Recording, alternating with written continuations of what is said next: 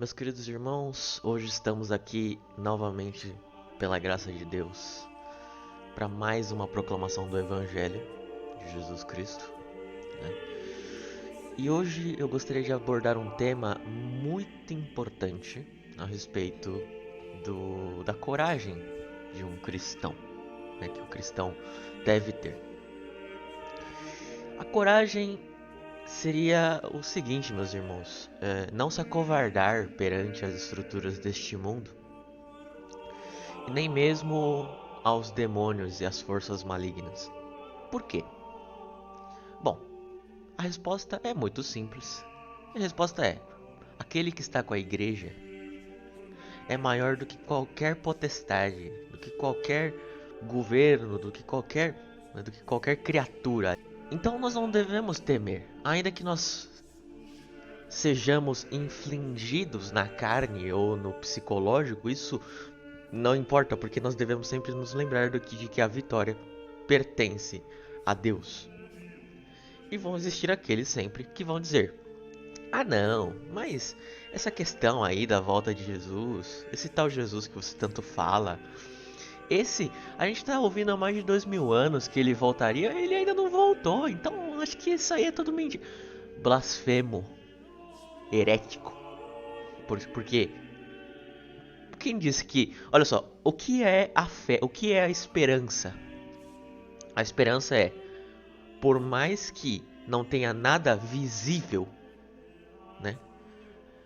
Não tenha nada visível que indique algum evento, eu eu creia fortemente de que aquilo acontecerá. E por que eu creio que aquilo acontecerá? Porque tem gente que não vê esses sinais, né? Não observa o mundo afora e não vê os sinais que Cristo falou sobre o início das dores, né? Porque as pessoas estão com o coração tão endurecido, tão duro e hipócrita, que elas acabam não enxergando que os sinais que Jesus tanto falou, tanto ensinou aos seus amados discípulos, estão todos acontecendo. Aí vão ter aqueles que vão falar: ah, mas guerras sempre aconteceram. Sim, meu amigo, guerras sempre aconteceram desde a queda do homem. Ora, a gente vê ali, né, logo depois da queda, depois que Adão e Eva concebem Caim e Abel, que Caim mata Abel por inveja. Então você vê ali o conflito humano desde sempre. Porém, Jesus, observe o contexto. Jesus viveu na época da Pax Romana, ou seja, uma época em que o Império Romano vivia em uma estabilidade. Então não existia nenhum reino mundano que poderia enfrentar ali o Império Romano. E ainda assim Cristo disse: observe, vocês vão escutar sobre guerras e rumores de guerras. Levantará nação contra nação. Ora, naquela época, qual homem comum iria falar que existiriam guerras e rumores de guerra? Se o Império Romano vivia em uma certa estabilidade e dominava a Europa continental. Então, meus caros irmãos, se você não enxerga essas coisas, significa que sua fé não é possivelmente verdadeira. Então, se você duvida de algo, se você não crê que Cristo, as palavras de Cristo são verdadeiras, né? Então, provavelmente a sua fé, aliás, provavelmente não, com certeza a sua fé não é verdadeira. Se você se acovarda perante os demônios, significa que a sua vida espiritual não condiz com o que a Escritura ensina. E também não condiz com o que nós vemos em toda a história da igreja verdadeira. Qual é a igreja verdadeira? É uma instituição? Não. A igreja verdadeira é se constitui daqueles que realmente têm fé verdadeira em Jesus Cristo e sua obra salvífica. Nós vemos também, né, na carta de Pedro, na epístola de Pedro, que ele diz que para Deus um dia é como 1000 anos, 1000 anos como 1000 dias. Inclusive, na carta de Pedro ele estava tratando a toda a cristandade sobre esses escarnecedores que diziam que Jesus, não, isso aí essa esperança é mentira.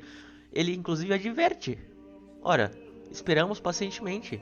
Por quê? Porque Deus transcende o tempo, porque ele é o criador. Nós somos sua criação.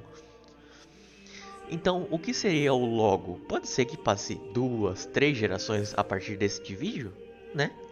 Um tempão. e ainda não aconteça a volta de Cristo.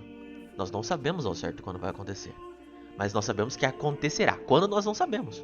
Pode ser que nós não estaremos vivos quando esse evento majestoso acontecer, mas vai acontecer. E é isso que importa. Mas pode ser que aconteça amanhã. E aí? A sua fé verdadeira permite que você creia em algo, ainda que todo mundo diga ao contrário.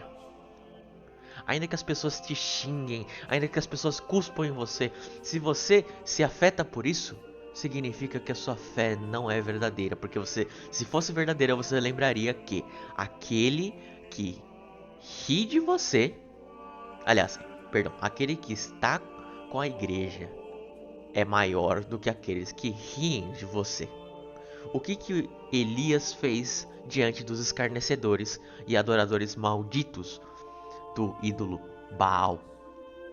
Ele se acovardou? Não, pelo contrário. Deus o fortaleceu. E o que aconteceu? Elias perseverou. E então fogo caiu do céu. Olha que bonito isso, meus irmãos. Se os demônios riem de nós, lembre-se que o Senhor ri às custas dos demônios. Aquela velha frase que todo mundo fala, quem ri por último ri melhor, é de certa forma uma verdade. Por quê? Porque Deus já está rindo.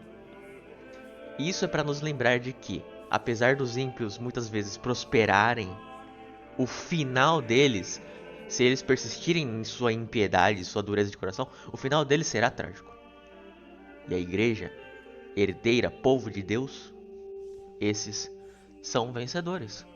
Por quê? Porque nós somos mais fortes? Claro que não. É porque Deus nos fortalece. A nossa força vem de Deus, não vem de nós. Porque se dependesse de nós, a gente pereceria. Pois muito bem, meus irmãos. Deus abençoe a todos. Até a próxima proclamação.